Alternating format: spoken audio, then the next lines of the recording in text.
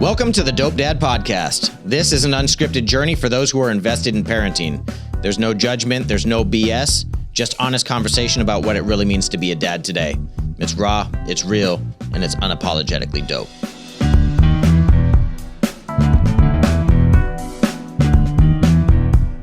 What's up, everybody? Welcome back. This is the Dope Dad Podcast. I'm your host, OJ. We're at Podwork Studios in Mesa, Arizona. Thanks for tuning back in. Today's going to be a super dope episode for me, man. I got one of my closest homeboys, somebody who's actually impacted me and my life and my family's life pretty heavily, man. I want to introduce my homeboy, Johnny Trischetti. Hello, how's it going? It's good to be here. Thank you for having me. I really appreciate it. Thanks for being here, bro. Yeah, it's awesome. So it's great to reconnect. Yeah, man. So when I say you impacted mine and my family's life, you sold me the crib that I'm raising my family in right now. Yeah, we were talking about that before, right? And I remember we were driving around, and I took you and the wife around the neighborhood, and I was like, you see all these dumpsters? You see all these dumpsters? I was like, that's all the investors coming in here, and they're going to remodel these houses and rehab them, right? And I'm like, and you're going to catch that wave if you buy a house in here. And to your credit and to the wife's credit and the family, which you have a beautiful family, by the way. They love the kids. Brother. Appreciate you, Doug. You listened, and as a result of that, you made a really good choice. Really good choice. Man. You know what's funny, dude? So I look back at the journey of a home purchase, which is something not everybody gets to do. It was super stressful for me and my wife.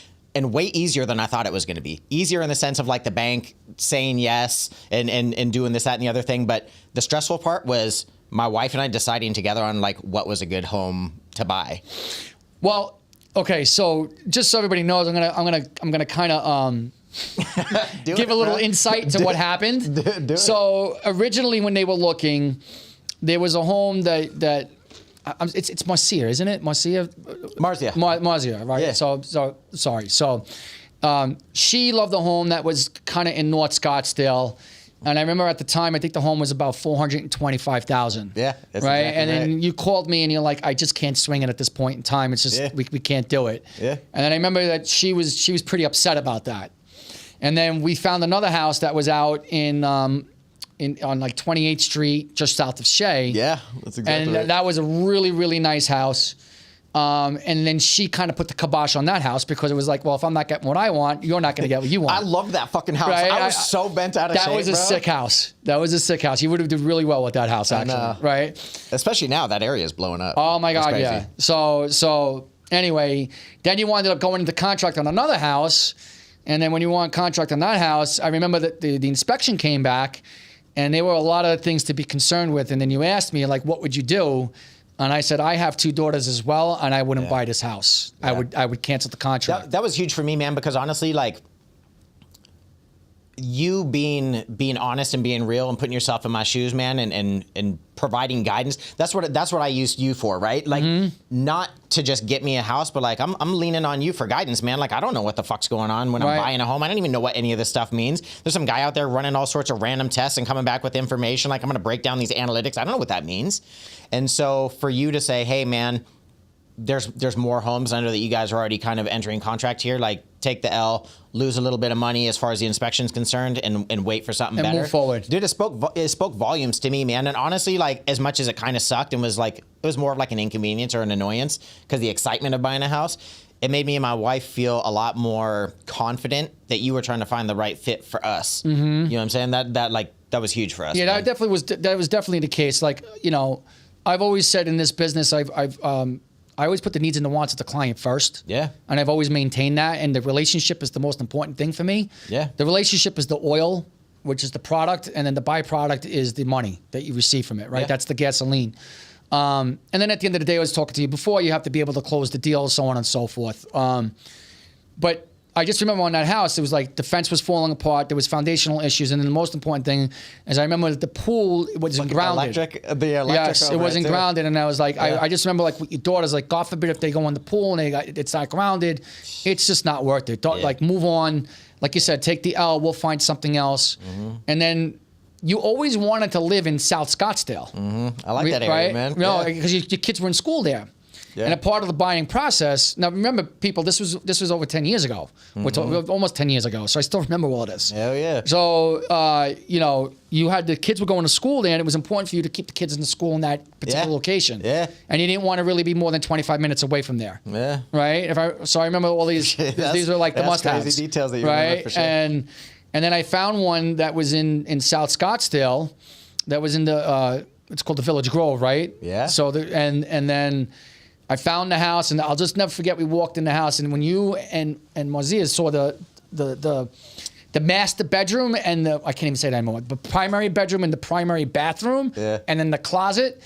Her eyes lit up, your eyes lit up, and then that was it. It's it was funny done. because we walked in the crib. I remember like I went this way and she went that way, and we like kind of did our little own journey, you know. And we met back in the kitchen, and you were standing in the kitchen, and we were like, "Yeah, let's run it." You're like, "Let's rock and roll." Yeah, I already knew. Yep, and then it winded up, and then that created a great relationship between us. Yeah, man. You know what's crazy, man? So 10 years later, bro, you're so consistent, bro.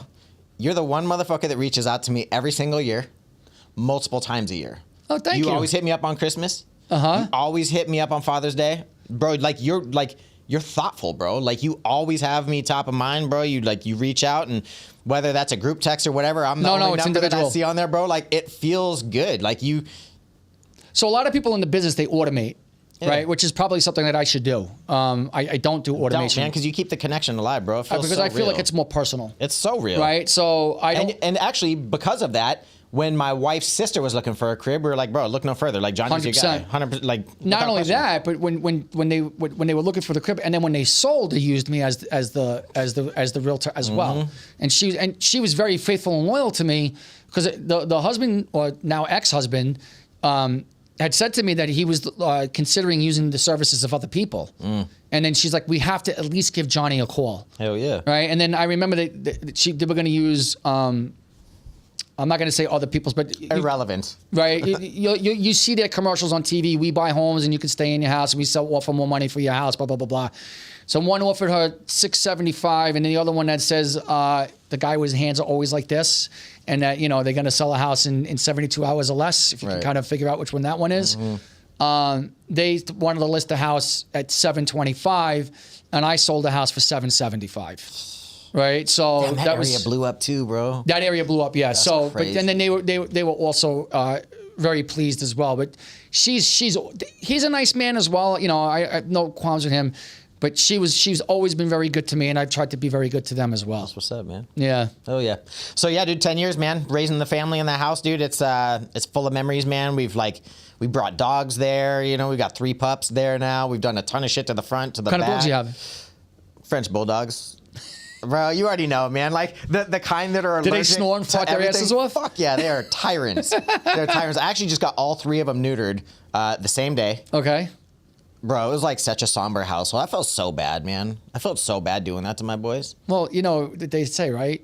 What did they say? Eventually, every man gets his balls cut off some sooner than later. I mean, yes, right? yes. You know where I got that from? No. Molly and me. Shut up, really? Yeah, I swear to God. That's funny shit. Right? I'm reflecting on when I got my vasectomy and like how hard that was for me. You did that? Oh yeah, dude. Yeah, my clients always tell me like get it, like get clipped and you get to ride the ride for free. But you know why I did that? Different reason. So Marcia and I had 3 miscarriages. Oh. So wow. we had a miscarriage, had a kid. Had a miscarriage, had a kid. Had a miscarriage, had a kid. I actually did an episode about it, bro. It was fucking devastating. I don't know if you've ever experienced that or anything like that. My sister had 2 miscarriages. So it is devastating. Dude, it's unreal. And so even though we wanted a bigger family and wanted more children, bro, the fact of us like trying to conceive again and revisiting that as even an option, bro, like I don't know if we could have lasted another one. Like it takes so much out of both of you. It does. And it just like it does. It just creates like friction and tension, and it's not like you turn on each other, but there's a lot of like self hurt that you go through, there right? Are. Like, and then you say, "What's wrong with me?" And you start to blame, and right, you get guilt. So it's really bad, man. Anyway, so after that, we were just like, "Hey, dude, we're done." And she had 3 kids, man. Like, it's not even fair for me to be like, "Hey, you wanna get your tubes tied?" I'm like, "Yeah, I'll do the snip." It was a crazy fucking experience too, dude. Bro, no. But it was like you could smell your balls getting cauterized, and it was really, it's like a haunting scent that you'll never get away from, bro. It was It was disturbing. And the guy too, like while he's down there, he's like, you know, what do you do for work? And he's like working on my fucking coin purse. I'm like, no, bro, no. Like, I need you to focus. When you're done, we can have coffee. We can talk about all sorts of shit. Oh my God, that's so like, funny. Yeah. That's so funny. Anyways, yeah, man. So the 3 kids, man, the pups, dude, we like redid the whole back, the whole front. We planted a ton of the ficus trees that like kind of partition our property, and it's really cool, man. So it's a sick crib. It's definitely a sick crib. There's no doubt about it. So yeah, and I'm glad that you guys were able to build a life. That's the purpose of buying a house. Yeah. Right. Yeah. So is to create memories and grow a family, and it's what life's about. Exactly. Right. Man. That's what it's about. So I think that's too. I like when I opened up and said how much you've impacted all of us, man. Like, that's all the girls know. That's all they really remember, right? Like that's because they were so young. That's home. That's their place of zen. That's where they remember the holidays. That's where they remember trick or treating. That's where they remember the Easter bunny coming and laying out eggs. And though we're past all of those years, those memories will always stay, right? And 100%. there's photographs and stuff to kind of timestamp it, dude. So you get an emotional attachment. Yeah, you know, for sure. and that's what actually makes it hard to sell a house a lot of times is there's such an emotional attachment. You have to let go of that emotional attachment because it can hurt you. Yeah. Especially in the negotiation phases. You know what I mean? Oh, yeah, for sure. So. Yeah, because what it's worth in here. 100%. Yeah, that makes sense. You can't put a value on the emotional value of the house, right? Yeah. Yeah. What's funny, too, because the last 2 people who owned a property on that street for the first time, like they were like first-time homeowners in 1960, both just passed and their families sold the homes. But I see them like roaming by and like looking at the house, doing the slow drives. Like, I remember when. To this day, when I go back to New York, I always go back to the house that I was raised in. Yeah. Every time I go back, I'm on Long Island, I drive past the house. Is that where you're from, Long Island? Yeah. That's where my brother-in-law's from. Is he really? Yeah. That's awesome. He's cool as fuck.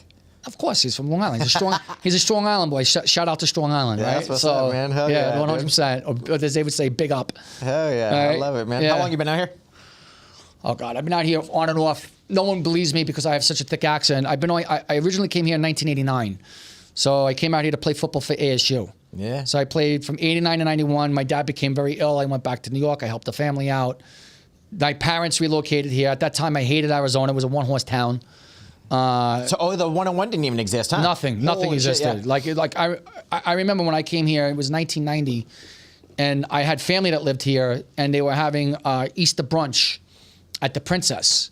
And I remember I was with my girlfriend at the time, and I was driving up to the hotel, and I'm like, where is this place? I was like calling them, I'm like the world ended. I'm in the middle of the desert. Especially come from New York, right? bro. And they were like, no, keep going, right? So I remember I thought that was like the end of the world. Mm-hmm. Now that's like Central Scottsdale. For sure. You know, it's like everything is built around there. It's incredible. Yeah, there's so much further north now. Yeah, I mean, I hated it. I didn't want to come back. I hated the food. I hated the people. I hated I hated everything. And then I was just doing the same thing, and I just decided that I wanted to finish my education, and I came back. And then I moved back to New York yet again. I was miserable. And then I finally came back, and then, where we have the commonality, I was in the restaurant business for about 17 years. Mm-hmm. So, and then, you know, that's kind of how I met Andrew Fritz. Mm-hmm. I used to serve him and Elizabeth all the time. Yeah. In a steakhouse. Yeah, I worked with Carell. Carell did the intro, outro for Carell's my show, awesome. man. Carell's awesome. Big shout out to Carell too. Hell yeah, bro. Love him. He's a brother of mine, without question. That's what's Love up. him. I still talk to Carell. I wouldn't say all the time, but we definitely always stay in contact with it. We go in spurts, right? I know how that goes. Yeah. And then Carell's, if anyone's looking for a great musician, Carell's one of the best musicians I know. Dude, he's awesome. He's unbelievable, and I've learned he's actually taught me a lot as well. Because I play bass in the church now. Yeah. So a lot of times we'll bounce ideas off of each other. Oh yeah. You know, he'll make a track, and he's like, "How will you play this?" And I go in the studio, and I'll show him how I play it, and then he likes this, so we'll be like, "Whoa, what was that?" And he's like, "What did you do there?" You know. Yeah. And he's like, "Just play it," and then he gets like all into it, right? He's like, Yeah, like this, right? man. Yeah. It's the chemistry. Yeah, 100%. So he's, but we were always from. When I started working in this particular steakhouse that's in Scottsdale, when I first went there, they weren't really welcoming to me. But I have to say, Carell and Benny were, and they happened to be, you know, black. So we always say the brothers, right? Because they always were good to me. So I always appreciated that, always. That's what's up, dude. So your family start here? Or in New York, man? Like the wife, the kids, everything. So my mother and father are here. My mom and dad go back to New York quite often. I go back to New York as well. And And then I have a younger sister that's here with 2 kids that are here in Arizona. My older sister, who I'm like this with, I love her to death. She's one of the best people I know on earth, next to my mother. She's really, really just a wonderful person. She's in New York. She's married with 4 kids, but all of her kids are basically grown now. Yeah. So 2 are out of the house. One lives in Manhattan. The other one lives in Brooklyn. The other 2 are still living at home, but they all have jobs and they're going into that next stage of their life. Funny enough, because at some point I want to circle around to kids entering the workforce and the work ethic and all that shit. I'm interested to know your perspective on that here shortly. But oh yeah, no, I can get. So I think that they're not an anomaly, and we can get to that in a minute. Yeah. But remind me. All right. But yes, but as far as this generation is concerned, that's a whole other topic for another day, right? Heard. So then I'm divorced. I went through a very acrimonious divorce. My ex and I, we were together for about a year. We split apart. We had a very, very nasty, acrimonious divorce. She did everything to prevent me from having a relationship with my older daughter. She bankrupted me emotionally, financially, just in all ways, right? And so much so that it got to a point where they hired private investigators, and they put illegal GPS tracking devices on my car, and they were chasing me down day and night. in hopes to find what?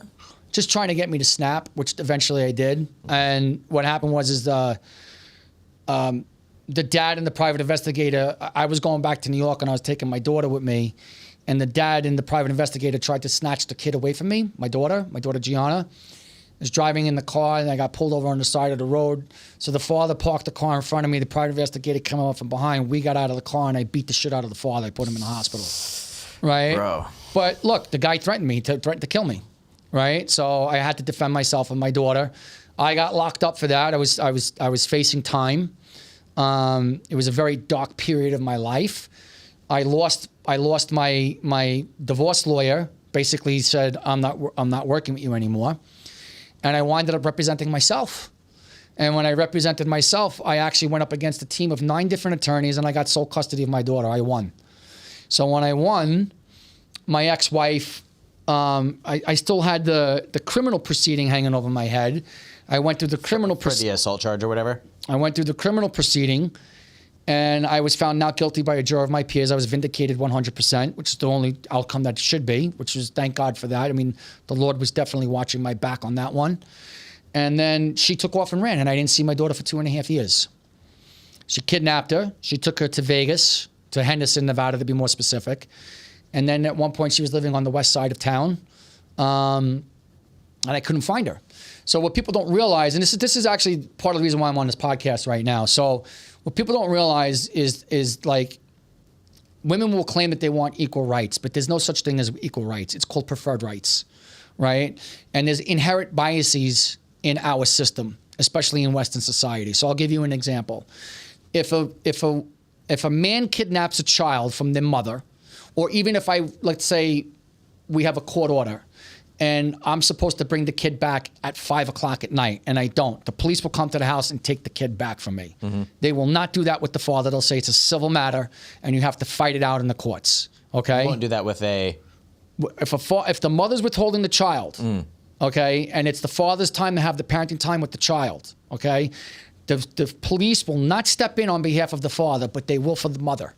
Okay, that's bias number 1. Bias number 2 in my case was if a father kidnaps a child, the child is considered to be in imminent danger, and then they'll issue an Amber Alert, and then the father will get apprehended within usually 24 hours. The mother gets the child back, then she gets sole custody, father goes to jail, there goes his relationship with the child. It's done, it's over, right?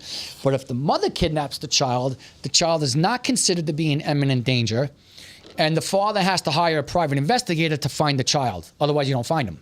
What if the mom has like charges? What if she's I had a civil arrest warrant and a criminal arrest warrant. They did nothing. Zero. Nothing. Right? So what winded up happening was I wound up going down to the FBI. I did everything in my power to try. It's such a dark time in my life. Go ahead. How do you go down to the FBI? Because they have a local office. No shit? Yeah, they have a local office here. I went down twice. So I'll tell you the story behind that. But before I did all of that, I went to like the local police department. I wound up getting sole custody of my daughter Gianna, and when I got sole custody of my daughter Gianna, my ex-wife took off and ran, changed her identity, changed my daughter's identity. Like, you have no idea what I went through, right? And I had like actual name change type shit. Absolutely, 100%. Yes. And then when they apprehended her, she got arrested for access interference. If I would have done that, I would still be in jail right now. Do you see the bias? Fuck. Right? Or think about it. When a male teacher rapes a child, meaning a 15, 16-year-old girl, he goes to jail for 20, 25 years. They hang him by his balls. What happens when a woman does it? Wouldn't know. Virtually nothing. They usually walk away, and they maybe get like a year or two. Right? Because think about it as a society. I hate to say this, but if I had a son and he banged a really hot teacher, I'm like, way to go, bro. You know what I'm saying? But yet if it's my daughter, I'm like, you motherfucker, I'm going to kill you now. You know, do you see what I'm saying? Yeah. And, you know, it's wrong, but that's just the way it is. So getting back to what I was saying, so I had to be able to find her, and then I'll never forget it. It was Super Bowl. And the Giants were in town here. It was 2008. Mm-hmm. And they were playing the Super Bowl here, and they're playing the Patriots.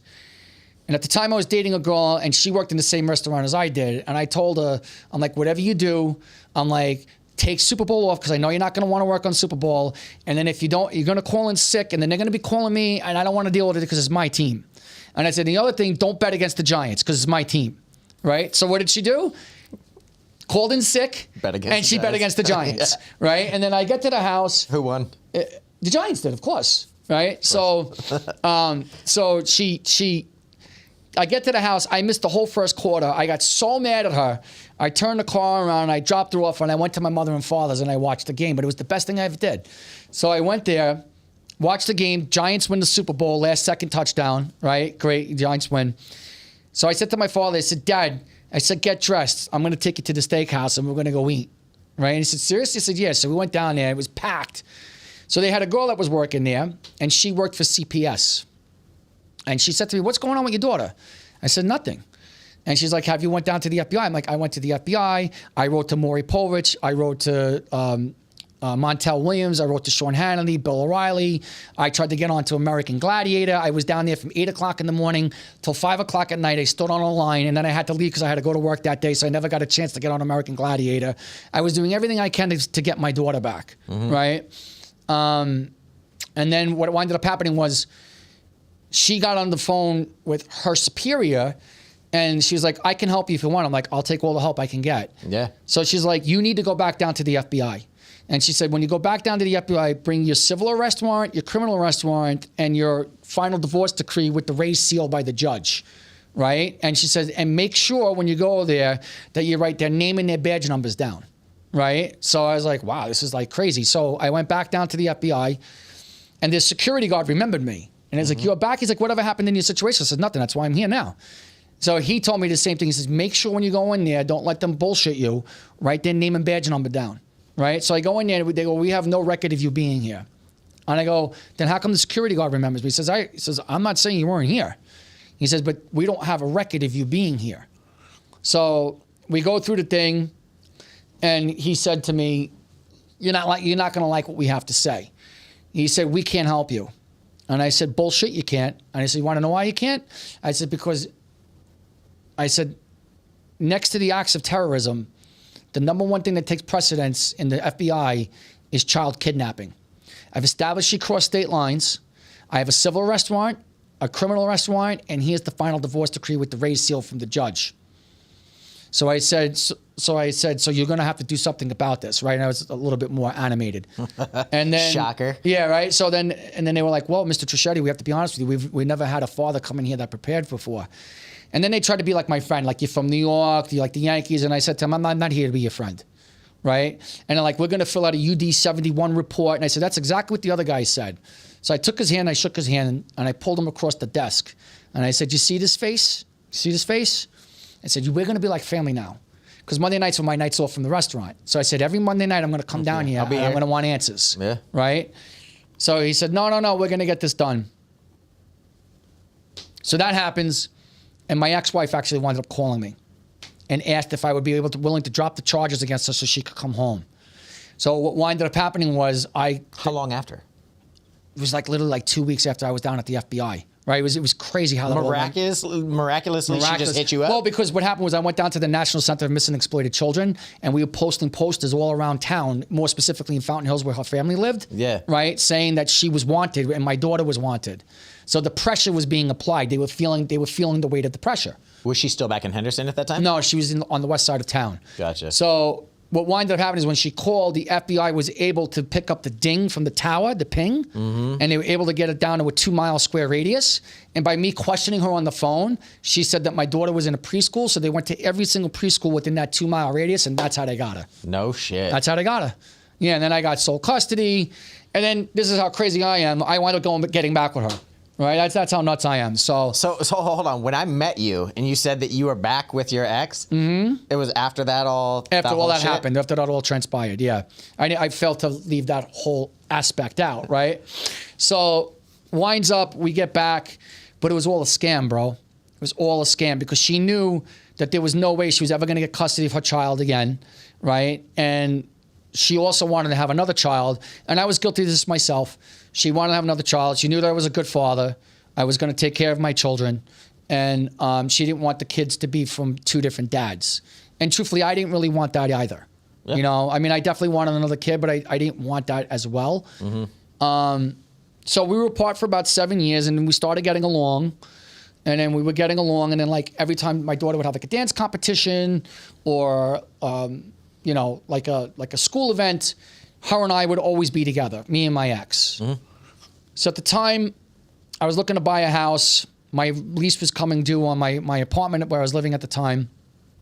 And she asked me, she said, what are you doing about your lease? I said, well, I'm looking to buy a house, right? And she says, how's that working out? I says, it's not working out. It's pretty difficult right now, right? And then, but I got to backtrack just for a second. So prior to us getting to that, well, so then she said to me, what would you think about me living with you, us living together? And I didn't say no. I said, well, I have to think about that. And then I got back to her and I said, no, it wouldn't be healthy. I'm like, what am I gonna do? I'm gonna bring other women around in the house and then you're gonna bring other guys around the house. I'm like, I'm not gonna like that. You're not gonna like that. It's gonna confuse Gianna. It's not the best thing for Gianna. I don't wanna do that. And she said, well, what about getting back together again? And so this is the part I got to backtrack on just for a second. Okay. So I was in a relationship with a girl, totally nuts, very insecure. She's so many beautiful women in this town, and they're so freaking insecure. It's incredible, right? And we winded up breaking up, and it definitely affected me because I cared about her, right? So my best friend at the time, this guy Frankie, who's also from Long Island, so it's Frankie and Johnny, of course. He was married for 20 years, going through a divorce, and for him it was like this was a whole new world. Like he was like, "This is the best," right? Like he's like, "This is unbelievable," blah blah blah, right? But for me, I was single for so long, it's not what I wanted. It wasn't the pot of gold in the rainbow for me. So we were going to Vegas, and I remember we went in Vegas one night, and I literally had like an out of body experience. You probably weren't expecting any of this, right? So I literally had like an out of body experience. I'm down for all this, bro. And then winds up, I'm standing up at the bar. But I'm kind of off to the side. And people are going to think I'm nuts, but this is really what happened. Like I literally had like an out-of-body experience. And the next thing you know, I'm looking down and I see the girl, we went Planet Hollywood, and she's basically dancing on like the box and pole naked. And all I can think in my head was, this is all a lie. It's a scam, right? And I was like, what would cause this woman to have to degrade herself, to make money, to dance on a pole? And be objectified like this, right? Like it was a disgusting feeling, you know? And I said to myself, I actually feel sorry for her. And I'm like, did she have an unwanted pregnancy? Is she a single mom? You know, like what is she going through? Like what trauma is she having in her life to get to that point? You know what I mean? Fuck yeah. And then like the next thing you know, I'm like over by like where the bar is, and I'll never forget, it was a really tall guy, and he was drinking whiskey, or at least scotch or whiskey. That's what it looked like.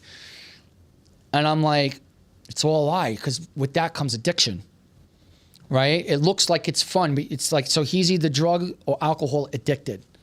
You know what I mean? So once you're addicted, you're already dead. You're going to jail, you're going to fight that for the rest of your life, or you die.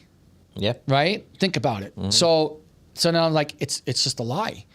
And then now I'm over like where like the craps table is, and I see like all the people like gambling and like screaming and laughing. And the girl comes up with the cocktail. I'm like, there's more addiction. Now it's gambling, drugs, and alcohol, right? So on the surface, it looks like it's fun, but there's a major price to pay for what you're doing if you dabble in that world. Does that make 100%. sense? Fuck yeah. So I turned to my buddy and I was like, I'm done, bro. I'm done. And he's like, then go back to the room.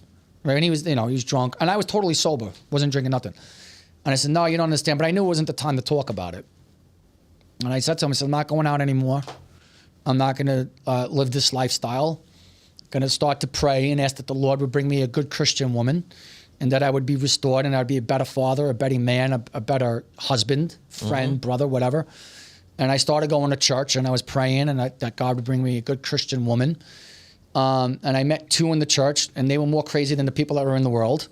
I mean, it's just like, forget it. I went to this one girl's house and like the parents were like completely inebriated. They were so drunk. Then they hated the son's wife, who was the nicest person in the world because she had a kid. And I was just like, and I'm like, you're supposed to be Christians? Like in other words, like, it just really irked me. Yeah. You know what I'm saying? And then like the 2 times we went out, she got completely inebriated. Then one night I went out and I met another girl and she's like, do you do coke? And I'm like, fuck no, right? Like, I'm like, aren't you in the church? Like, and I'm like, and so I was like, forget that. So after about 8 months, I got frustrated and I called my buddy Frankie on the phone. I'm like, Frankie, book a trip to Vegas. I'm like, Johnny Balls is back. 'Cause that's my nickname. Is Johnny Balls and Johnny Lightning. So he's like, oh yeah, great. Da, da, da, da. I hung up the phone. I got guilty. I call him back and I'm like, yo, bro, I'm going to get my blessing because I already know how this movie ends. I read the book 1,000 times. I know the ending. So I'm going to do what's right. And that night I went to bed and I said, maybe I need to change my prayer. And I said, if it's meant for my ex-wife and I to be together, give me a change of heart because there was a lot of hurt and damage that was done to me. Yeah. Right? You talking like forgiveness? Yeah. Yeah. Forgiveness is something I really struggle with. But forgiveness is not for us. It's not for them. It's for us. Of course. Right? But it's a concept that a lot of people don't grasp. It's a very deep concept. So it's like my mother says, you swallow the bitter poison pill and you're expecting them to die from it. You know what I mean? When it's actually you're the one that's going to die. Right? It's pretty deep. Yeah. So anyway, I said the prayer and 7 days later she approached me about getting back together again. And at first I told her no. And she kept at it. And then finally I agreed. We got back together, and I was very happy. I mean, I loved being in the family world. She got pregnant again, and I thought things were great. And we did have our issues and our ups and downs. And then after about 7 years of being together, we split apart. And I was very angry. I was very upset because I lost my motivation. I lost my family. What year was that? 2017. It was June of 2017. I think I remember talking to you around that It was time too. Wasn't as dark as the time as it was when I lost my daughter and she kidnapped her. That was probably the darkest period of my life. But it was still a very dark period in my life. And there was a lot of questions and there was a lot of anger. I still always believed in God, but like the thing I was angry about is like, I'm supposed to be your child and you're supposed to protect me. And then yet I'm still going through this. You know what I mean? And I just felt very betrayed. I was betrayed by my older daughter. I was betrayed by my ex-wife, her family. And when you get betrayed by a loved one, other than losing a child, I don't think there's any worse hurt than that. It's a massive hurt, especially when it's from people that you love and trust, And truthfully, I loved my ex-wife very, very, very much. Loved her very, very dearly. Could I have been a better husband? Of course I could have been a better husband, right? I'm not without sin or fault. You know what I mean? But my heart was in the right place. I really wanted to do what was best for the family. And she didn't. So we split apart. She started with all the old same tricks. But now this time she recruited, at the time, my 14-year-old daughter on her side. And it was very effective. And this is where like men need to understand. It was very effective, and I was alienated from my children yet again. So the women can alienate you from your children, and there's never a price to pay. Never. A man can't do that. And usually a man will use the kids as leverage, typically not to pay child support or try and get off financially. Women will leverage the kids to get her way. Yeah. right? Like a man is usually, it's the financial, the women usually use the kids to get what she wants. Like a man typically doesn't use the kid, emotional, right? Not always, but if they have narcissism, if they're narcissistic or borderline, I highly recommend watching on YouTube. His name is Dr. Childress. And he'll explain it all to you about what you go through. And he says that a narcissistic parent will offend 100% of the time, meaning that they will look to take the child away from the non-offending parent. And the problem is the court systems aren't built around a person with that type of personality disorder, right? But like once you're able to recognize it, you could predict their patterns of behavior before they even do it. And there's so much more to it. So we're going through the divorce, the whole nine. A second divorce? We never actually got remarried officially. Gotcha. Right? And that wasn't on my behalf. I actually wanted to get remarried, and I used to get pissed. I remember one time we went to San Diego, we're staying in a hotel, and they called me on the phone, and then they're like, Mr. Sandella, and I'm like, no, it's Mr. Trichetti, right? And like, it pissed me off. I'm like, she's supposed to be my wife, this is supposed to be my kids, and we're going by different names? It's not what I want. It's like, what is that? You know what I mean? And then she like, it just, we never really got around to it, and I always wondered why. It worked out to my benefit, but like, in other words, I wondered why. So fast forward, we get divorced. She takes the kids to the doctor, and I had a $25 copay on each kid. This is what lets you know. That's how greedy she is. She didn't want to pay the $25 copay. So she said, I'm going to go put the kids on Access Health Insurance. I said, good luck with that because I make too much money. It's not going to happen. And she got the kids on Access Health Insurance. And for the life of me, I could not figure out how she got the kids on Access Health Insurance other than to say that I was no longer involved in their lives. At least that's what I was thinking. Mm-hmm. So while we're going through this divorce, the second time, the separation, right? I'm saying the whole time, I'm trying to get this information. I'm trying to subpoena the information from Access Health Insurance, and they won't release it to me. I'm the father, and they won't release it to me. And I can't figure out why, okay? Fast forward, and then I had a very, a Clinton-appointed judge, if that gives you any inclination. And no matter what I did, she ruled on my ex-wife's behalf fully on just about everything. So I really, really got bent over. And there's nothing more frustrating when you're fighting for your kids and you have to go through the whole, like you got a court-appointed advisor, you have a therapeutic interventionist, you have all these different people that are involved, and everybody's punting it back and forth, and it's costing you tens and tens and tens of thousands of dollars, right? And nothing gets done. You have any idea the level of frustration is? That's why when they say that there's deadbeat dads, I always question that. Because a lot of dads walk away because it will mentally drive them insane. Yeah. And then like, let's say they live in Arizona. They'll say, I'm going to start my own life, and they'll move to Florida and start all over again. And I understand why. I couldn't do that. But it cost me a lot. That's why my hair is all gray, right? So, it was tough. It was tough. And anyway, I wound up getting a lawyer. I hire a lawyer. He didn't do any better than I did. But in Arizona, every 2.5 to 3 years, the judge gets rotated off the bench. Mm-hmm. So I knew that was the case, so I started to build my case, right? I knew what I had to do. I had to go to the mattresses, right? So I started to build my case, and winds up, she gets rotated off the bench, and we get this judge by the judge named Judge Campagnola. By the way, if you ever hear the name Allison Backus, vote her out. She's a Clinton-appointed judge. She's absolutely awful. She's the worst, the absolute worst. Carrie A. Harrison is awesome, and Judge Campagnola, which they both retired, were excellent judges. But Backus was a radical and would legislate from the bench, right? So anyway, we get the new lawyer. His name is Judge Campagnola. He's from Texas. He's Italian, and he played football. I'm like, this guy's got to be conservative. Mm-hmm. I'm in. So I called the lawyer. I'm like, now's the time. We got to press in. We got to press in. So for 5 years, I was trying to get that Access Health Insurance information, and finally the judge said that they had to release it. I got a court order. What was the fucking information? I wanted to see what the applications said, because I thought that she put on the applications that she, in other words, that I was an absentee father. Yeah, so she's a single mom, basically. She's a single mom, and then she was destitute, and because she was destitute, that's why they would give her the money, right?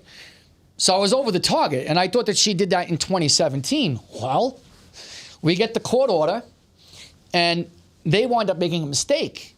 meaning Access Health Insurance, they release all the information, unredacted. Okay, so it was supposed to be just as it related to Tennille. I shouldn't have said her name, but my ex-wife and my daughter Aliana. Mm-hmm. But they released all the information, and the whole scam gets revealed. What I find out, and this is what gave me closure, actually. So what I find out was that she didn't apply for Access Health Insurance in 2017. She applied on February 29th of 2012, within 6 months of us getting back together again. I had no idea. So she applied for 2.5 years. They kept it, have it revolving where they didn't approve her. Okay? So she was asking for cash assistance and Access Health Insurance. Okay? I had no idea to any of this. None of it. So check this out. This is how crazy. Just getting took for money then. Check this out. This is how crazy the story gets. I'm in a movie. I'm in New York. I fly to New York, right? I get done filming the movie. I'm flying back from New York. And I sit next to this lady on the plane, right? And she starts talking to me. And I can tell, this is not meant, if anybody's level, that's fine, I don't care. But like we weren't gonna gel, right? I was just like, normally I just put my headphones on and I'm going to sleep. You know what I'm saying? Mm. But when she was talking to me, I'm like, no, she's the enemy. So I have to figure out how they think. So let me pick a brain, right? So I start asking her questions. So she's telling me, she says, oh yeah, I reconnected with my high school boyfriend when I was, back in Buffalo. She's like, but I'm still married. Blah, blah, blah, blah, blah, blah. And she says, my husband makes a lot of money. He makes a ton of money, da, da, da, da, da. And then she's telling me, but she's got cash assistance and Access Health Insurance. So I'm saying to her, how did you manage that? Like, how did that happen? I said, just out of curiosity. If your husband makes the kind of money that he says that he makes, how in the world did you get approved? She says, oh, it's very easy. All you have to do is prove that you live in a different address. That is right, huh? That's fucking right. So then I realized, when I looked through the dates, from 2012 to 2014, she said that she was living in the same address that I was living in. Now, mind you, no one from Access Health Insurance ever reached out to me. Not one person, okay?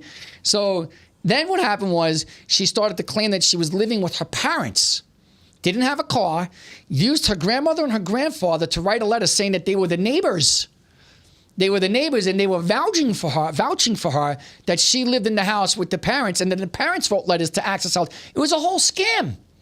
And then while this is all going on, right, she's going to the schools, letting the schools know back in 2014 that I was no longer involved in my daughter Gianna's life and that she had sole custody of the daughter. That's why I wasn't getting any of the school information. So all of this, it all came out, right? And I was like, this is unbelievable. Unbelievable. So it gets better. So I find this all out. I'm like, oh my God, this was all a scam. It was all a scam. It wasn't real. You know what I mean? It was like the fuck, bro. And people were like, oh, I'm so sorry, Johnny. I'm like, don't be. It gave me the closure I needed. It's like some movie shit. Like you can't put this shit in a Hallmark movie. And believe me, I'm leaving a lot of stuff out, right? So I'm like, oh my God, man. But fellas, what I can tell you is, I'm gonna get back to it, but what I can tell you is never stop fighting for your children. Never, ever, ever give up. Because there's gonna come a day where they're gonna thank you for fighting for them, number one. And number two, when you fight for your kids, there's just you can put your head down on the pillow at night. And what I would suggest is that if the ex-wife is withholding your children from you, file a petition for contempt, deny parenting time. That's how I won custody. She was found guilty of contempt of court 64 times. You know how many times that woman's been in contempt of court? Over 75 times she's been in contempt of court. What does that even mean? So in other words, you're not complying with the court order. Gotcha. Right? Over 75 times she's been found in contempt. Over 75 times I've been denied of being able to see my children. And other things, I'm not going to get into the whole entire thing. Can you imagine if I was the man and I did something like that? Click, in the jail. You're gone. You're gone, bro. So, and by the way, child support is another big scam. It's a huge scam. Now, I pay child support every month. I don't mind. It doesn't bother me, right? And I even called my ex-wife recently, and I said to her, listen, don't fight with me. Don't fight with me. If you don't fight with me and you need help and it's reasonable, I'll help you, right? But the way I see it is either lawyers are going to get the money or you can have the money. The choice is yours. You can make it as easy or you can make it hard, right? Mm-hmm. Well, she seemed to get that part now after years of fighting. And so she'll come to me and then I help her if it's reasonable, right? And now we're getting along. But anyway, so never stop fighting. And if you're fighting, subpoenas, depositions, and petitions for contempt. That's how you'll win, and that's how you'll maintain your relationship with your daughter. It's a long fucking game, huh? It's a long game. It's a battle of attrition. You got to play the game, and you have to. No matter what, you're in the foxhole, and you squeeze the trigger, and you calm your breath. I think that's why a lot of people, when they're going through like relationship trauma and divorce and shit like that, why they fail is because historically, most dudes that I know have really short fuses. No patience, tempers, and shit like that. Okay, they explode, man. Anger comes from several things because I have a short fuse. Yes. Frustration for me. Frustration is what sets me off. It's frustration, but it's also it's almost a lot of men are either oppressed or depressed, right? So there's some extenuating factor, outside factor that's oppressing you, and you're fighting to get what you want, not what you want, but what's best for everything. And you're having this factor that's oppressing you and you can't break through it. And that's what causes the anger to come out of you, right? And then it's also, believe it or not, which gets back to the forgiveness part. If you don't have forgiveness, you have anger. And anger will cause you to separate from the people that you love, including your own children. So you have to be able to let that go. Let's talk about forgiveness a little bit, dude. Like, you've been through a lot of shit. Where you at with forgiveness? I struggle with it. I'm not going to lie, right? So, I mean, all the stuff that my ex-wife has done, and including my older daughter, you know, I come from the mold that revenge is a plate best. Wait, how's it go? Revenge is a dish best served cold. On a cold plate, yeah. Right? So through my, I hate even using this word because it's such a buzzword. Through my journey, I winded up like reconnecting with God, and of all places, I was on Bumble. I met a girl on Bumble, and well, you know, I've been married almost 20 years. I don't even know what the fuck Bumble is. Yeah, bro. It can be a lot of fun. That's another conversation, bro. Dating apps and shit like that. It can be a lot. It's very time consuming, right? It can be a rabbit hole. I bet it's if you want to be single and have a watering hole, it can be very fun, right? But I don't know. That's a whole nother story for another day. But I met a girl on Bumble, and at the time I said, I'm done going to church. I'm not going back anymore, and because I was sitting in a church by myself for 35 years, my whole heart's desire was to have a family and go to church and be able to play the bass guitar in church on Sundays. That's always been my heart's desire. Never wanted to be a rock star, never wanted to be an actor. I just wanted to have a good job and be able to provide, protect, build, and lead my family. That's always been my goal. Yeah. Right? And for whatever reason, it's just really never been in the cards for me. But anyway, I wanted that for my wife and I, and it just, we started going to church, and I think that's really a lot of my fault because I think as the man, you have to take the position of leadership and go no matter what. Because eventually the woman's going to follow you. That's really what winds up happening, right? And so will the children. But you have to set the example, right? But typically if a woman goes to church, the man usually will not go, right? It's usually the way it is. Defiance. Not always. Yeah. So forgiveness. So I get connected with the church. I meet this girl on Bumble. She takes me to this church. It's called Trinity Church. It's an excellent, excellent, excellent church. It's Pastor Mark Driscoll. And then I sat there and the guy started preaching. And within 15 minutes in preaching, I turned to her and I said, I'm like, this guy is spot on. Spot on. You're in the right spot. So she's like, are you going to make this your home church? And I said, I didn't say that, but I like what I'm hearing so far. So we went back a second time. Same thing. I'm like, dude, this guy is so spot on. And actually what he preached on was generational curses, right? And he talked about how you have enmeshment, cutoff, and differentiation. And how when you have enmeshment and cutoff, it creates generational curses. And he uses biblically and scientifically, which is so fascinating. If you look it up, you gotta find that series. It's incredible. That's cool. Right. So when he was preaching, it was giving me a lot of healing, right? And he also, big thing that he preaches in the church is forgiveness as well. Okay? And so the third time I went, he was preaching and he was talking about like divorced families and how they want you to read this book by Dr. Spock and then like how they put the child as in other words, the roles are reversed. The child is the one that's making the decisions, what's best for the child, and the parents are just accommodating the child, right? When it should be the other way around. The parents should be the authority figure, and they should be making the decisions for the child. And I was like, and he starts talking about all, and I'm like, oh my God, like these were the exact arguments that I would have with the therapists. And I'm like, you got it backwards. You know what I'm saying? And then, and then like, I just remember like I was in the church and it took like everything within me not to cry. Like the whole service, right? You and cry I much? was, what? You cry much in general? No. No? No. I can get emotional. I'm not a big crier. I'm getting emotional now. What makes you cry? My daughter, my kids, family, God, right? Things that I really love. Yeah. Things that I'm passionate about. My ex-wife, I cried over her. I loved her. I was very hurt, very, very hurt, very deeply hurt. So like those are the things. Like I love my family, so those are things that will make me upset. Like a love story, when there's loss and love, it's hurtful. But yeah, so I was in the church and I just everything within me, like I had to fight it back,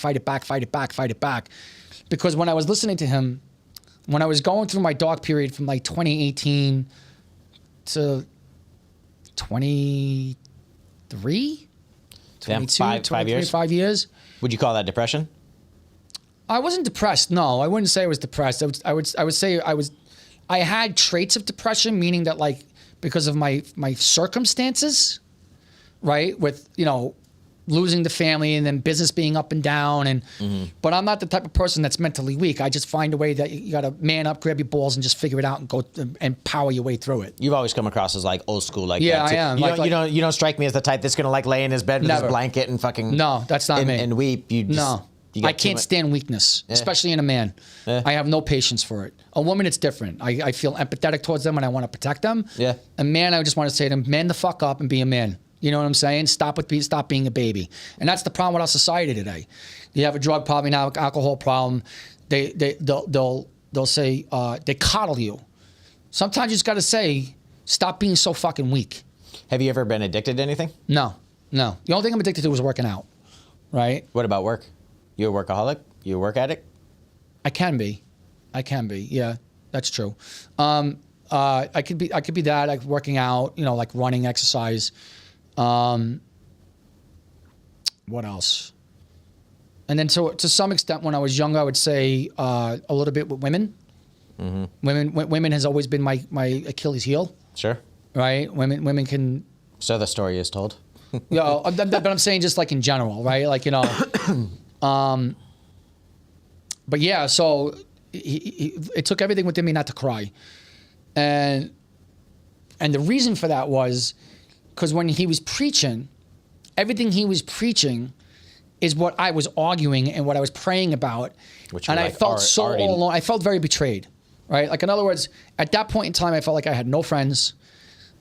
I was so bitter and angry. Like no one really wanted to talk to me anymore. You know what I'm saying? So I was all alone, except for my ex-girlfriend Doris, who's just a wonderful woman.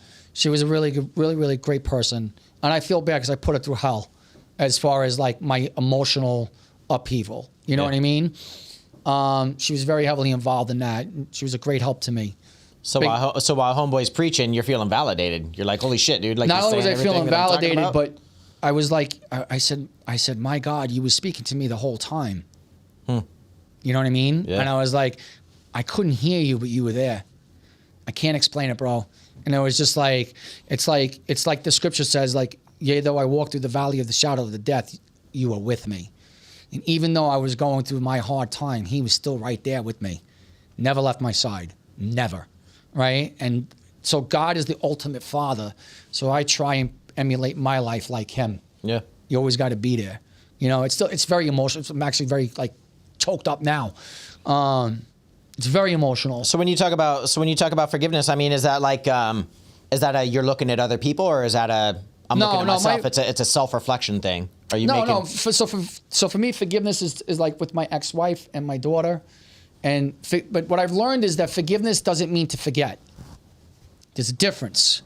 You forgive them for their atrocities that they committed against you. It's a way of you moving on. You don't dwell on that anymore. You move on into the future. And actually, you want to be in the present. So this is another line that I love, right? And you're going to laugh. The past is history. The future is a mystery. That's why the present is a gift. So you always want to be in the present, right? So you're going to ask you, what movie, right? I already fucking know, fool. What is it? Kung Fu Panda. That's it, bro. Get out of here with that Love shit. that. I got kids, fool. Love that, right? So yeah, Master Oogway's on some game shit. Totally, right? That's So real. that's scriptural. God transcends all time because he's always in the present. Never in the past, never in the future, always in the present. So that's why he's not bound by time. We can get into it gets really deep, right? But if you can be in the present, I'm not saying you shouldn't plan for your future. You should learn from your past mistakes. But the fastest way to affect your past and your future is to be in the present. It's interesting. I feel like that's something that I actually do all right, man.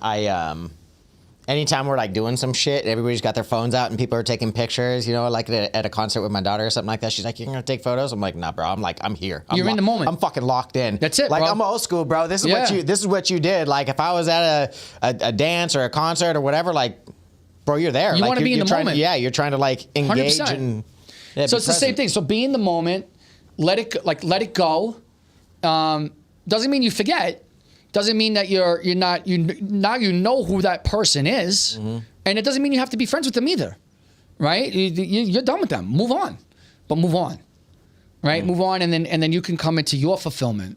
But if you haven't, and then the other thing about it is that what I've also found out is if you're sexually promiscuous, it creates attachments, and those attachments can tie you down, big time. So it gets pretty deep. I'm not going to get into all of that, but I'll get into some of it, bro. So in other words, when sex was created by God, it's supposed to be something that's very enjoyable, which it is. It's very enjoyable, right? So it's supposed to be something that's very enjoyable, but it's also supposed to be something that's beautiful. So back in the day, what consummated a marriage was the act of having sex. It's actually a blood covenant. Right? So anytime you have a covenant, there has to be some kind of blood that's spilled to create that bond, right? So initially, you would meet the woman, you'd set up the marriage, you get married, and then you would have the act of having sex, and the man would penetrate the woman, she would bleed, right? And then that consummates the marriage. Now that creates a soul tie, right? Doesn't mean that the soul is going to bring you down and all that other stuff. It creates a forever attachment with them, and it's scientific. And here's why I say it's scientific.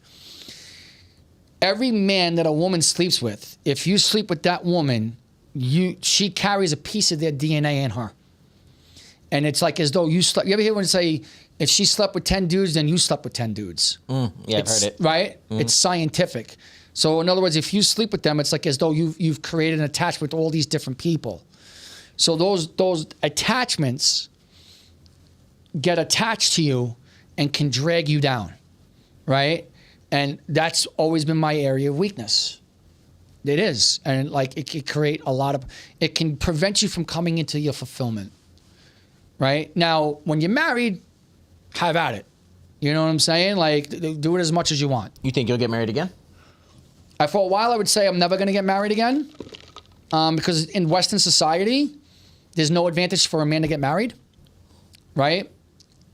I mean, think about it. I watch these reels. Marriage, you have two people. It's a marketplace. You have a man and a male and a female. Not always, but typically, generally speaking, right? So the male provides, protects, builds, leads, right? That's all enforceable by the law. The woman brings love, nurture, right? She gives sex, which is all unenforceable by the law. So now you're entering into a contract which one side is completely enforceable and the other one isn't. How is that fair? Right? So you're taking a major, major risk. So it's like the Bible says, The Bible says you're better off sleeping on the corner of a roof than to be living with a quarrelsome wife. Think about that for a moment, bro. There's many, many passages that are in the Bible that warns you about being with a bad woman, right? And then also a bad man too. It's not just gender, right? It's saying that you have to marry the right person. But if you marry the right person, I think it's for a man, it's the greatest blessing. There's nothing greater to a man, even more than his children, than having a woman. A woman where you're equal. There's that support there. You share love, respect. You know what I'm saying? And when you have that, I feel as though there's no limit a man can accomplish. Well, you know how many people I know that have gotten divorced in the last fucking 4 years? It's horrible. I feel like it's me and Marsha, like the last of the Mohicans, bro. Like when I check in on people, I'm like, damn, bro. Like people are just... No, it's horrible. So that's what I'm saying. I don't... But from a biblical perspective, yes, I would love to be able to meet a married woman, not a married woman, excuse me. Damn, you're a freak. I don't want to meet a married woman. Scratch that, edit it. I would love to meet a good Christian woman that's equally aligned with me mentally, spiritually, physically, and emotionally. And that's pretty tough to find. And same for me for her. Yeah, of course. So say that match ain't right there. I mean, are you willing to work at another relationship? Yeah, so I was just recently in a relationship with the girl. Okay. And I have tremendous love for her. I really do. I love her, right? And but she's had such a traumatic past that she just doesn't trust me. Fucking pot, kettle. Right? And I keep telling her like, we broke up, but I was telling her that, I'm here. I'm in front of you. Right? Like I'm treating you well. I'm treating you with respect. I'm treating you with love. I'm treating you with patience, right? I'm treating you with strength. You know what I'm saying? And she just doesn't trust me. And for me, it's tough. For me, usually when somebody doesn't trust you like that, it's because they're not trustworthy. That's been my experience. Now, I'm not saying that about her, but I'm saying I think she's had such a traumatic experience in her life that it's not going to work between us. Yeah. It's never going to work. Makes you know sense. what I mean? So I need someone, or I want someone that's healed. Or actively healing. No, not actively healing. No. Aren't you I'm not Jesus. I'm not here to heal anybody. Aren't you actively healing? Yes, I am actively healing, but I'm healed. There's a difference. Okay. In other words, I've been made whole again. I'm able to love again. Okay. I'm able to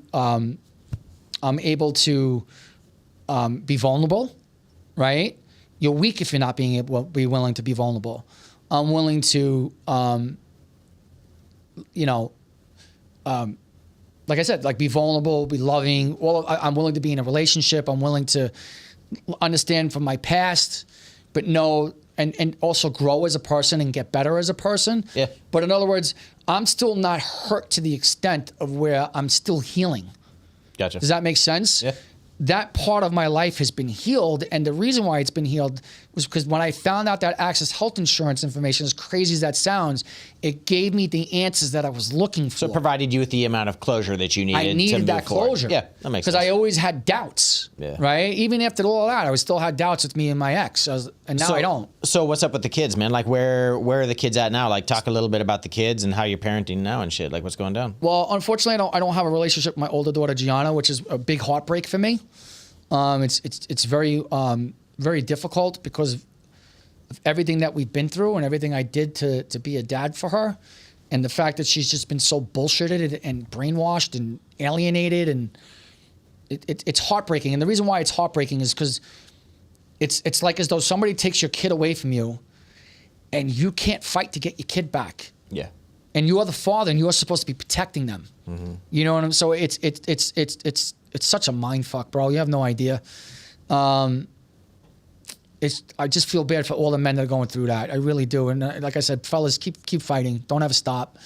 And then my little one, I have an excellent relationship with, but she's getting to be a teenager now. She's going to be 13 in August. And, you know, now she's hitting the stage where she wants to stay with her mom more,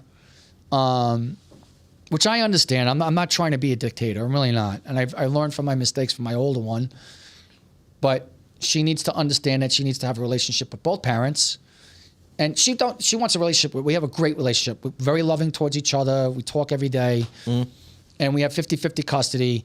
But now she's like, can I stay at mom's house on Sunday night? And then if it's now it's like during the school week, she doesn't want to stay with me. She wants to stay with her. So I've agreed to that. You know what I mean? But it's hurtful to me. Yeah. You know, it's like, I keep telling my daughter, I'm fighting to have a relationship with you because I love you. What's the relationship like? Is it dope? Is it real? Is it like super connection? Real. It's real. I mean, we have a very good relationship. I think our relationship was better at one point, you know, because like at night I would tuck her in every night. I'd pray over her every night before she went to bed. Yeah. And that was typically like when she would open up and tell me everything that was going on in her life. Yeah. And now that like I only have like basically like the weekends with the overnights. So that has been kind of fractured. You know what I'm saying? But I'm also trying to be understanding that she's 13 and people are saying, you know, her friends are more important. And, you know, so. That shit's tough, bro. It's a very fine line to walk. So I've given my concessions where she doesn't have to stay with me during the week. And on Sunday night, she can come back to her mother. But on the weekend, she's got to stay with her father. You know what's interesting, man? Like with my kiddos, dude, like they're independent, bro. They're trying to do their own thing, right? Like I've got an 11-year-old, almost 12, a 13-year-old, almost 14, 16-year-old, almost 17. And they're all kind of like doing their own thing. And I guess what I'm realizing is that even though they're like my own world, you know, my entire world, I'm just like a fraction of theirs.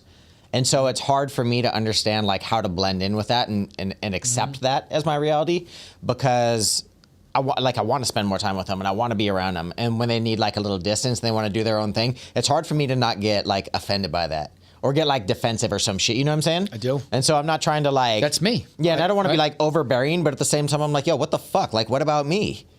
You don't matter. You know what I mean? So yeah, I don't know. I don't think it's that we don't matter. It's that there's other things that are happening in their lives that are exciting and fun and more interesting, I guess, than our like my same daughter old will say to jargon. me, she'll say to me, I miss my pets, Dad. I want to go home and see my pets. And, you know, and I say, what about your father? You know what I mean? And then like I could tell she gets upset. And I don't want to upset her. I really don't. Yeah, right? I see that too. And I just wish that my daughter was more active. And the thing that's upsetting to me is that my daughter, I feel as though lacks confidence. And she sings like an angel. She's very musically gifted, which comes from my father's side of the family. Mm-hmm. She can sing. She can do like accents. She's incredible. She can act, right? But she was in choir in school, and she had a beautiful voice, and some idiot from the school made a comment of like how terrible she is at singing. Fuck boy. Right? I hate that kid, man. And then since then, she never wants to sing anymore. And I'm like, don't let somebody influence you like that. Know who, like Lion King, know who you are, right? Bro, that shit takes a long time though, man, to like learn from those lessons, especially like words are so damaging, bro. Bro, could you imagine what it's like being a little girl right now? No, I would never want to live in this time and be a kid. No way. Imagine fucking social media and stuff, no way. Bro. Imagine if everything you did and said, bro, I'm saying recorded. Well, I would say this all the time. Like, when I was growing up in my house, right? My father, I love my father. He was a great man, very good to me and the family. He was a great provider. But my father was a torturer, right? So, and what I mean by that is like, if I was going to a party, I got invited to a party. It was always no. And I never knew if I was going to be able to go to the party, and there would be like a huge fight in the house. My mother would be fighting for me. What are you talking about? And my father would be screaming, my car, my gas. Why am I always the one that's getting bent over? I'm always getting screwed. Like he's got that chip on his shoulder, right? Mm-hmm. And then at the very last minute, he would say, okay. But you want to talk about anxiety? You want to talk about like where you're like, I couldn't imagine being like on whatever the kids do today, Instagram, what is it? What's that? Snapchat, whatever it is. I don't even know what they do. Well, you know it's TikTok. Right? TikTok, right? So what I'm saying is, they're probably all sharing and like, oh yeah, going to the party, texting that. I would never been able to do that. I would be like, I don't know. And I'd be like, my heart is in my throat. You understand? Like, no way. Or like even like when I was with my high school girlfriend and we broke up. Can you imagine her like flaunting herself around, right? Or like even like me, if I was flaunting myself around for her, that's got to be so hard. But now everybody blocks each other. So I've got a daughter that's almost 17. She likes to fucking socialize, you know what I mean? Like go to parties and stuff like that. She doesn't drink. She doesn't smoke. She's a good kid. Bro, I'm like counting my blessings every day. She's a good kid. She's nothing like I was at that age. And I'm like, oh, thank God. Like she's way more level. You know what I mean? She's just like, she's more confident in that sense, right? She's more awesome. She's more like content with who she is as a person, where I was like, I was fucking lost, bro. I was looking to be accepted by anybody. Especially because Did you have a father? No, I grew up without my pops. There you go. And so anyways, you know, she's going to go to a party and she's dressed up. She's looking cute, you know? She's cute in general, but she's like dressed up to look cute. And so she's like trying to go to this party and my wife's like, I don't like that outfit. And she's just like, what do you think? And I'm like, oh, that's fucked up. You're going to put me on blast, bro? Like, I don't know how to respond to this. I don't necessarily like feel comfortable. Like, I don't want to damage the way she views herself and think that I don't think she's cute or attractive or some shit. I don't want to ridicule her clothing because that's a fucking fine line. Like, how do you balance that shit, bro? Like, do I wish she was like wearing snow boots and a fucking hoodie? Yeah, all the time, bro. All the time. I don't want people like gawking at my shorty. Unfortunately, living in a state where it's 100 plus for like 6 months. But I don't want people, I don't want people like fawning over my shorty. But the reality is, like, I also want her to feel comfortable and confident. I think that it's not like she's wearing a bra and coochie cutters, but at the same time, I'm like, yo, unless it's pants and a hoodie, like, I think if you raise her right in the right ways and show that there's love and acceptance in your household and the way you treat your wife and the way she treats you, I think that will give her the confidence that she needs to be on the straight and narrow. You know what I mean? Yeah. But that's the thing. There's no one size fits all for parenting. Every kid is different. Every person is different. Every person, like my personality is, I have to have structure, right? To a certain level. I can be macro managed, but if I'm micromanaged, I'll lose my mind.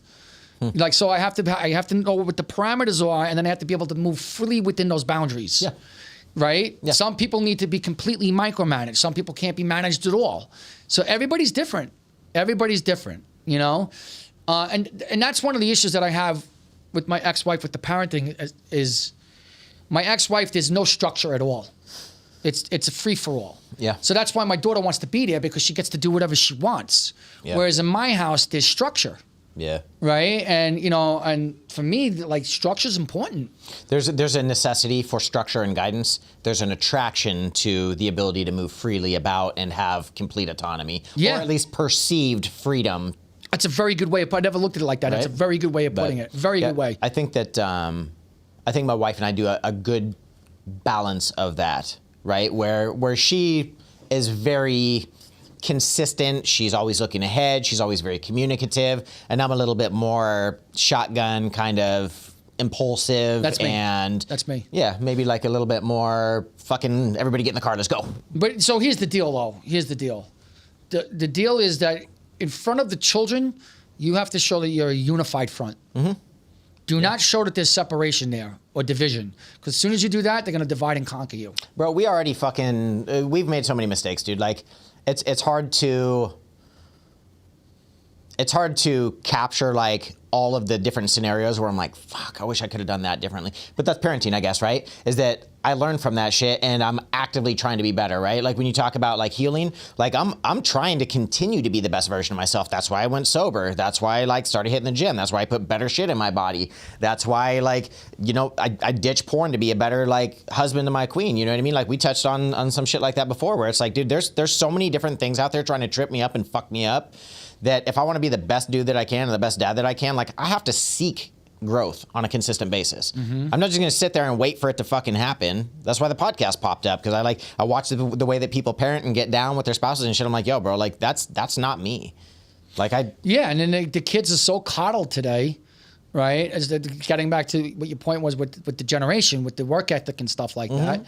These kids today, they just expect to like do nothing, lay on a couch and make over $100,000 a year. I mean, it's so unrealistic, and they don't want to work. It is, man. I think, I don't know, my responsibility, I take personal responsibility for anybody that I come in contact with. Like, I want to empower kids. I want to expose them to the way that the world actually works, but I also want to empower them to find motivation and encourage them to to find a work ethic and invest in something that's good for them. You know what I mean? That's why, to me, athletics is so important. I think athletics are hugely I important, learned more bro. from athletics than I ever did going to school. So I was never into sports. My family never put me in sports. Okay. My kids aren't in sports, but I see so much value in it. Just from like interaction Time and blocking, camaraderie. accountability, Yeah. camaraderie, right? Responsibility. I mean, there's nothing better. Trust me. I see the thing, but really quick, I want to get back to something really quick. Yeah. Right? Also, bear in mind, the reason why we have the pandemic and the divorce that we have in divorce today and the fathers being removed from the households, just in the state of Arizona, for every $3 that the state of Arizona collects in child support, it gets federally subsidized $2. Right? And so where does that money go? It goes into your state attorney general's office and the judge's retirement fund. That's why fathers are being removed from the house, because the less time they have in there, the more money the state can collect in child support and get that federal subsidy.